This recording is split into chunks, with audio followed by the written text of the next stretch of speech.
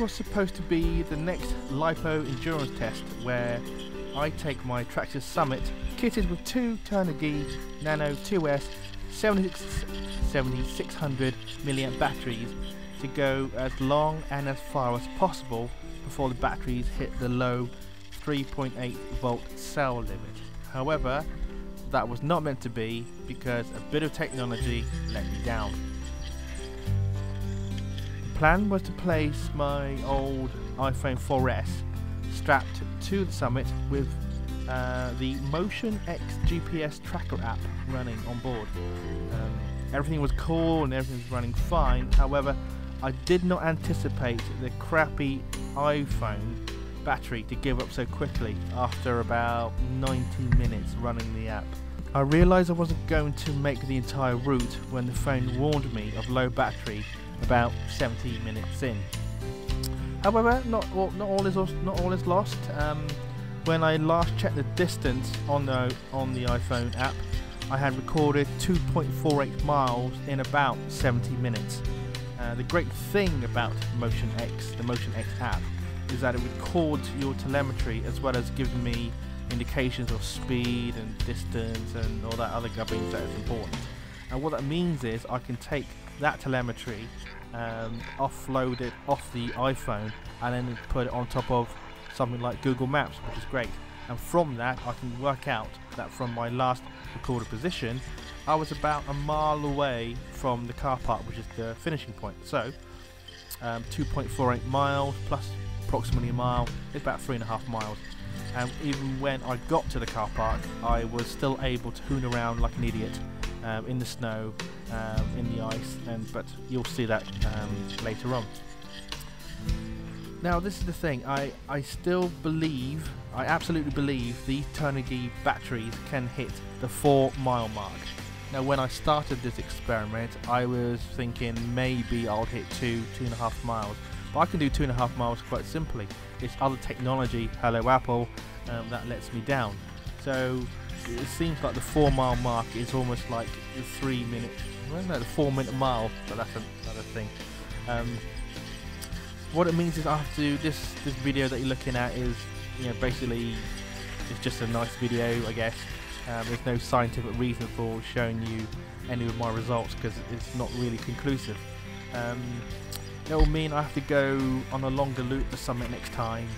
It may even mean I have to go on a warmer day where the terrain is more forgiving.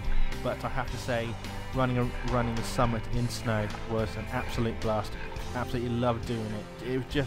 It just looks so much at home, the Summit, in the snow, and with it just kind of kicking powder everywhere. Anyway, going back to the batteries, my methodology, big word, was very simple.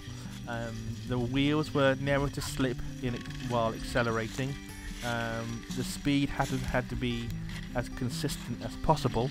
Acceleration had to be smooth. I wasn't allowed to do power slides and let the wheel spin out of control. I had to be in top gear at all times unless the terrain needed more torque, in which case the brilliant thing about the Summit is I can go in a lower gear and get more torque. And finally the diffs were never locked unless, again, I was going up some steep terrain. No, I keep saying stiff. Steep terrain, not stiff. Steep terrain. I don't even know. Never mind. Moving on. The biggest technical challenge I'd say was trying to film with the GoPro and steer the Summit at the same time without looking like an idiot.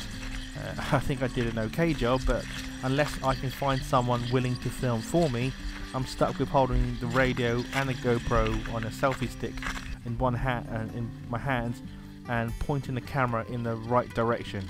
There have been a few times when I thought I was filming the Summit or the cars, and I was literally filming my foot, or I was filming trees or sky, but anything but car, basically.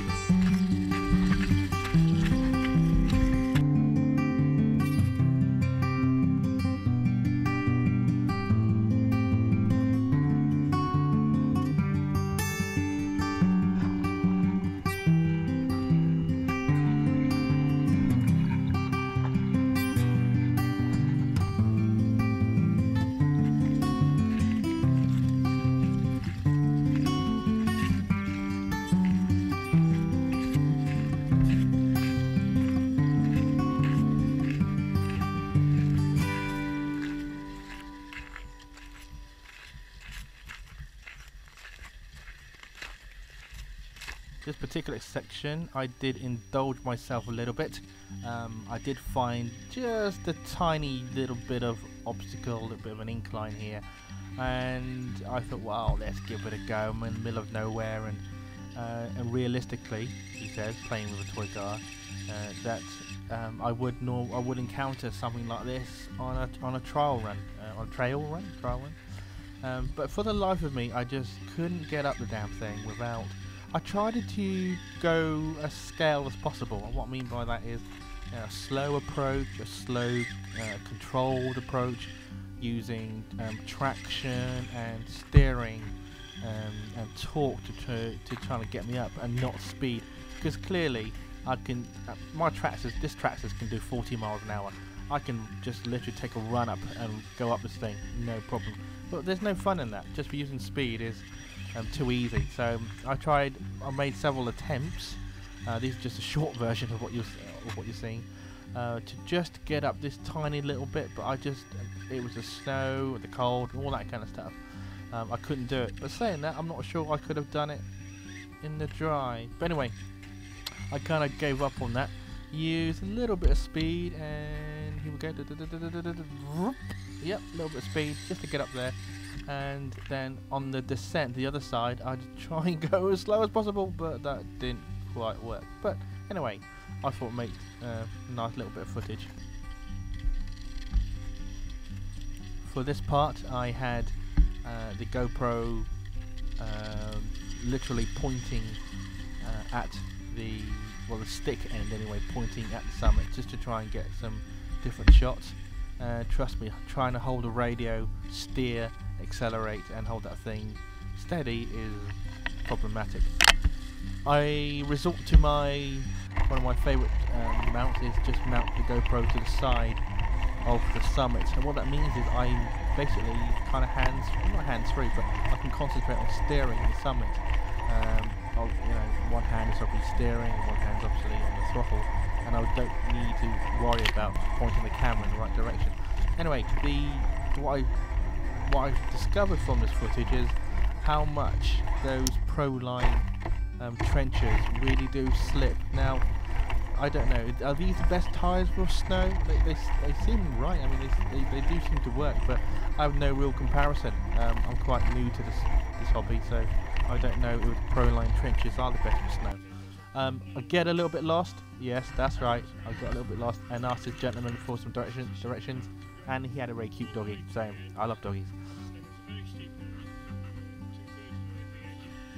Now this is just a nice little wide shot of Wendover Woods. Wendover Woods is just beautiful. It's quiet. Well, usually it's never actually not usually is quiet, but it is generally quite quiet. It's just a lovely place just to have a walk around, and especially if you've got electric cars, not nitro cars, then it's very peaceful, and people actually do enjoy talking to you about the car that you're running around. Now I was running this bit on a long patch of icy road, which meant I could just do some really long runs in ice. Everywhere else was very grassy and snowy. One of the obstacles was just avoiding children. This, like I said, this car can go on tarmac at least, can go 40 miles an hour, but I would say this thing weighs about 14 pounds.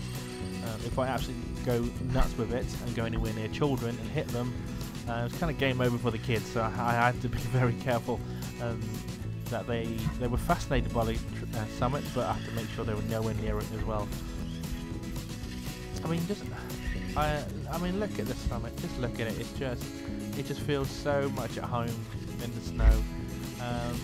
Going back to what I was saying earlier about these, oh hang on, just want to see this. You see the iPhone fly off at this point.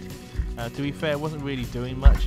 I think the battery had gone by then anyway, so I just kind of left it strapped on. It does seem to be kind of grippy in the grassy snow, but when it's kind of muddy, gritty snow, it doesn't seem to. Well, it seemed alright, but anyway, let me know if the Proline trencher is good for snow. Is there a better form of traction for it? I have no idea. So again, I'm quite new to all this. Traxxas in the snow. Yeah, I love it. I love it.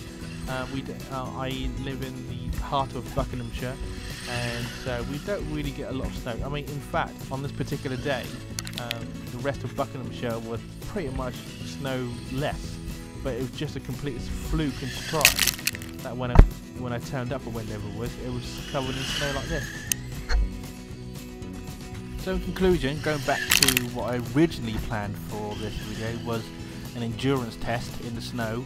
Well, just an endurance test for the batteries really. It would have been absolutely epic to actually do it properly in the snow, but unfortunately it wasn't meant to be because once again Apple let me down. No, anyway. So let me know what you think. How far can your car go in terms of distance and time? Can your RC hit the magical 4 mile limit? How far can it go? What are you running? Just as a kind of heads up, I've got another car coming. It's a surprise. I'm hoping that one can hit the 4 mile mark too, but it's a slightly different kind of type of car. But anyway, that's for the next time.